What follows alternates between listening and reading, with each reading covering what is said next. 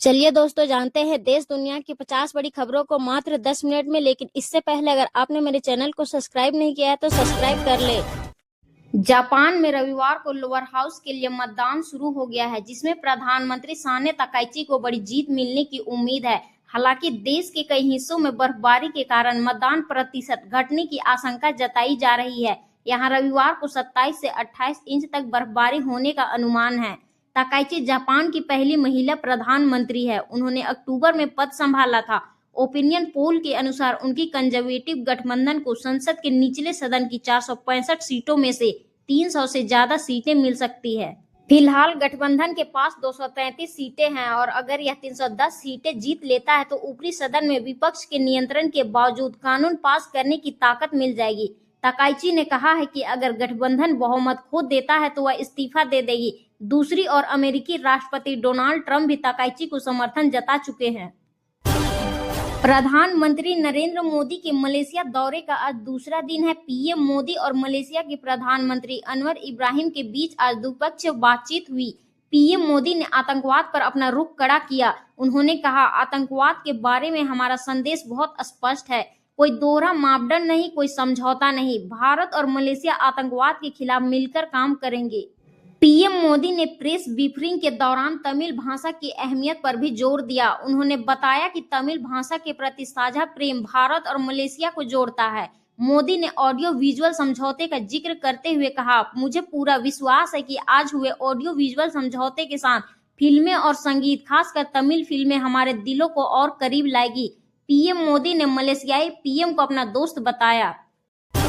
बांग्लादेश में 12 फरवरी को संसदीय चुनाव होने जा रहे हैं। पूर्व पीएम शेख हसीना के देश छोड़ने और खालिदा जिया के निधन के बाद यह पहला चुनाव है।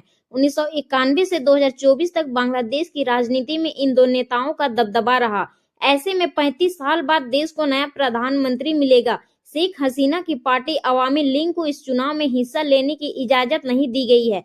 चुनाव आयोग का कहना है कि 2024 में छात्र आंदोलन के दौरान हुई हिंसा में पार्टी की भूमिका की वजह से यह फैसला लिया गया है। अल जजीरा के मुताबिक एक्सपर्ट का कहना है कि बांग्लादेश के ये चुनाव सिर्फ देश की राजनीति ही नहीं बल्कि पूरे साउथ एशिया के डिप्लोमेसी और पावर बैलेंस को बदल सकते हैं। इसलिए भारत, पाकिस्तान और चीन भी इस चुनाव पर नजर बनाए हुए है। एआई से देश की शिक्षा व्यवस्था में बड़ा बदलाव होने जा रहा है। पढ़ाई के लिए यूपीआई जैसे राष्ट्रीय डिजिटल प्लेटफॉर्म तैयार किया जा रहा है। इसके जरिए स्कूल, कॉलेज के किसी भी विषय का कोई भी टॉपिक मोबाइल पर ऑडियो और वीडियो में उपलब्ध होगा। छात्र अपनी पसंद की भाषा और टीचर की आवाज में लेक्चर सुन सकेंगे। यह प्लेटफॉर्म भारत बोधन एआई स्टैक के नाम से विकसित किया जा रहा है। जिस तरह भीम, गूगल पे, पेटीएम और फोन पे जैसे ऐप यूपीआई पर काम करते हैं, उसी तरह शिक्षा से जुड़े मोबाइल ऐप भारत बोधन एआई स्टैक पर काम करेंगे।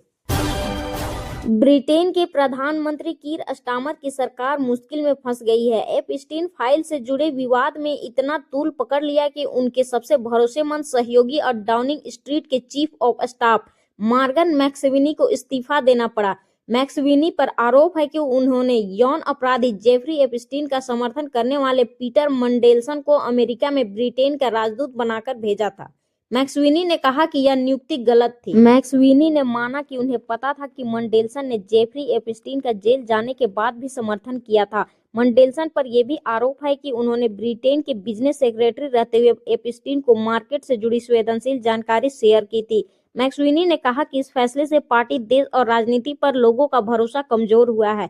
वहीं विपक्ष का कहना है पीएम स्टारमर को मामले की जिम्मेदारी लेकर इस्तीफा देना चाहिए। अमेरिका जस्टिस डिपार्टमेंट डोज के नए दस्तावेजों से खुलासा हुआ है कि यौन अपराधी जेफरी एपस्टीन रूस के राष्ट्रपति व्लादिमीर पुतिन के करीब जाने की कोशिश कर रहा था। एपस्टीन ने कई मौकों पर पुतिन और उनके करीबी अधिकारियों तक पहुंच बनाने के प्रयास किए। एपस्टीन 2018 में रूस के विदेश मंत्री सर्गेई लावरोव के जरिए पुतिन तक अपनी बात पहुंचाना चाहता था। उसने इसके लिए नॉर्वे के पूर्व पीएम थॉरबजॉर्न यांगलैंड से संपर्क किया था। अमेरिका के साथ हुई ट्रेड डील में भारत को एक बड़ी राहत मिली है। अमेरिकी प्रशासन ने न सिर्फ टैरिफ दर को 50% से घटाकर 18% किया है, बल्कि रूस से तेल इंपोर्ट के कारण पेनल्टी के रूप में लगाए गए 25% टैरिफ को वापस करने का भी फैसला लिया गया है। इस फैसले से भारतीय कारोबारियों को रुपए 40,000 करोड़ की राहत मिलने की उम्मीद है। व्हाइट हाउस से जारी आधिकारिक जानकारी के अनुसार 27 अगस्त 2025 से लेकर 6 फरवरी 2026 के बीच अमेरिका द्वारा दिए गए जिन इंपोर्ट पर यह पेनल्टी लगी थी उनका रिफंड दिया जाएगा। यह रिफंड अमेरिका के कस्टम्स एंड बॉर्डर प्रोटेक्शन कानून के तहत जारी किया जाएगा। भारतीय निर्यातकों को कितना रिफंड मिलेगा ये अभी तय नहीं है, क्योंकि रिफंड की राशि अमेरिकी इंपोर्टर को दी जाएगी, फिर वे भारतीय एक्सपोर्टर के साथ बातचीत करके इस राशि का बंटवारा करेंगे।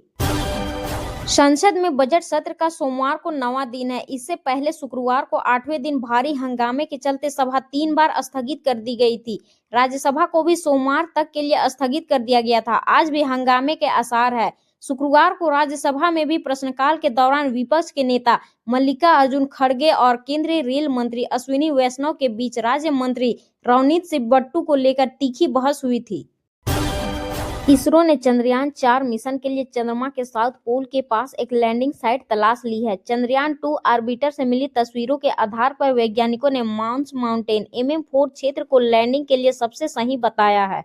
माउंस माउंटेन चंद्रमा के साउथ पोल के पास स्थित करीब 6000 मीटर ऊंचा पहाड़ है। इसकी चोटी काफी हद तक सपाट है, जो लैंडिंग के लिए अनुकूल है। हालांकि लैंडिंग साइट को लेकर अंतिम फैसला लॉन्च के करीब लिया जाएगा। वैज्ञानिकों के मुताबिक यह इलाका इसलिए भी अहम है क्योंकि यहाँ लंबे समय तक सूर्य की रोशनी मिलती है। इसके अलावा इस क्षेत्र में वाटर आइस मौजूद होने की संभावना भी जताई जाती है।